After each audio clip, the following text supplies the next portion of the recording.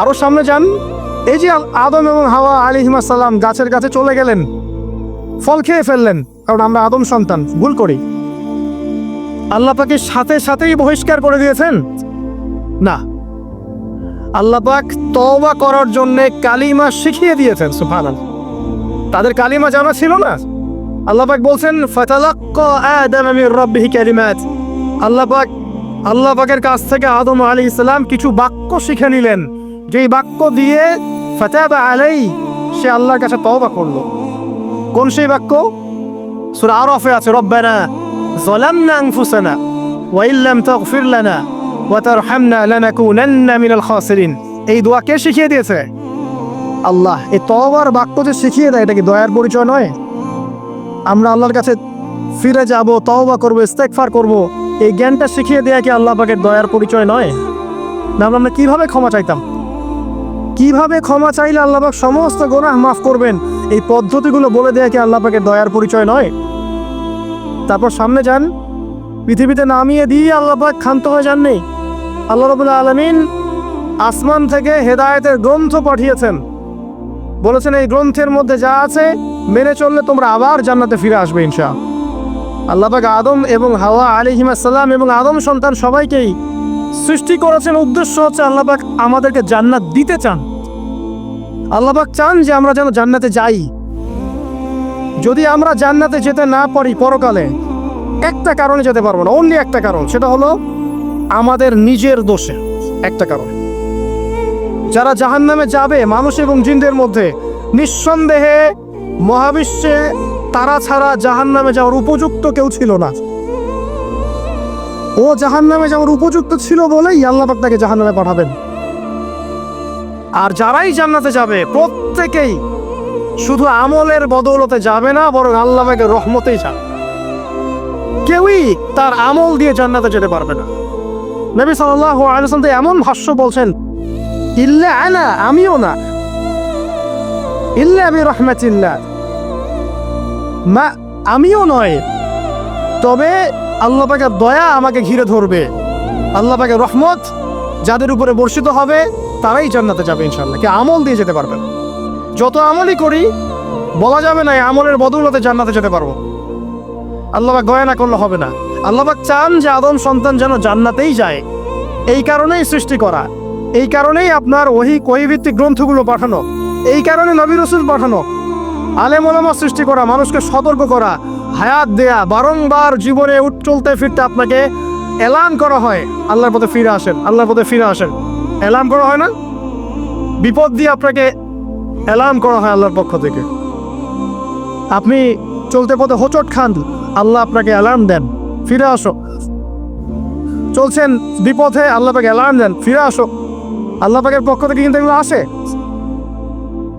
অদ্ভুত একটা হাদিস বললাম, অদ্ভুত বলতে বলছি অ্যামেজিং হাদিস, যে একজন সাহাবী বলছেন, সালমান রাদিয়াল্লাহু আনহু, তিনি বলছেন যে যখন মুমিনের উপর বিপদ আপদ বালা মুসিবত আসে, তখন মুমিনের এই বিপদ আপদ বালা মুসিবত রোগ শোকের বদৌলতে আল্লাহ পাক তার গুনাহগুলোকে মাফ করে দেন এবং তার মর্যাদাকে বাড়িয়ে দেন, এবং সে আল্লাহর দিকে ফিরে আসার অনুশোচনা করার সুযোগ পায়। আর যখন কাফের মুশরিক বা ফাসিক মানুষকে এইসব রোগ ব্যাধি বিপদ আপদ বালা মুসিবত ঘিরে ধরে, তার দৃষ্টান্ত সেই উটের ন্যায়, যে উটটাকে তার মালিক বেঁধে রেখেছে এরপর ছেড়ে দিয়েছে। সে উটটা বুঝতেও পারলো না কেন তার মালিক তাকে বেঁধে রাখলো আর কেনই বা তাকে ছেড়ে দিল। কথাটা কি বুঝতে পারছেন? যারা আল্লাহ দ্রোহী, তাদের উপর যখন বিপদ আপদ বালা মুসিবত আসতে থাকে, তারা বুঝে না যে কি জন্য আসলো আর কেন চলে গেল। কিন্তু মুমিন ব্যক্তি যারা মুসলিম, আল্লাহর অনুগত, তাদের বিষয়টা হচ্ছে এমন বিপদ আপদ বালা মুসিবত রোগ ব্যাধি তাদেরকে আল্লাহর দিকে ফিরিয়ে নিয়ে আসবেন। দেখুন, এই যে পৃথিবীতে নামিয়ে দেয়া, এরপর আল্লাহর পক্ষ থেকে ঐশী গ্রন্থগুলো পাঠানো, নবী রাসূল পাঠানো, আলেম ওলামা পাঠানো, আপনাকে হায়াত দেয়া, আপনাকে রিজিক দেয়া, এই শ্বাস নেওয়ার ক্ষমতা দেয়া, আপনাকে জ্ঞান বুদ্ধি দেয়া, বিবেক দেয়া। এই যে একটু আগে তেলাওয়াত করলো শুরুর আগে নবী মূসা আলাইহিস সালামের ঘটনা, বনু ইসরাইল একটার পর একটা অবাধ্যতা করেই গেছে। আল্লাহ পাক তারপরেও তাদের কাছে নবী পাঠিয়েছেন, নবী মূসাকে পাঠিয়েছেন। ফেরাউনের মতো জালেম শাসকের হাত থেকে বনু ইসরাইলকে আল্লাহ পাক উদ্ধার করেছেন। এটা কি দয়ার পরিচয় নয়? নবী মুসা আলাইহিস সালাম গাছের নিচে বসে আছেন, খাবার নাই, বাসস্থান নাই, কিচ্ছু নাই, বরং তার গায়ে একটা অপবাদ দেওয়া হয়েছে যে তিনি নাকি একজন মানুষকে খুন করেছে। অথচ তার ইন্টেনশন সেটা ছিল না। তিনি একটা ঘুষি দিয়েছেন লড়াই থামানোর জন্য, ওই এক ঘুষিতেই সেই ব্যক্তি ডেড। এবার তিনি গাছের নিচে বসে দোয়া করছেন, রব্বি ইন্নী লিমা আনজালতা ইলাইয়া মিন খায়রিন ফাকির। আল্লাহ, আমি নিঃস্ব অসহায় হয়ে এখানে বসে আছি, তুমি আমার উপর তোমার যে রহমত পাঠাবে আমি তার ভিখারি হয়ে বসে আছি। দোয়া করার সাথে সাথেই ওই শুআয়ব আলাইহিস সালামের মেয়ে হেঁটে হেঁটে চলে আসলো।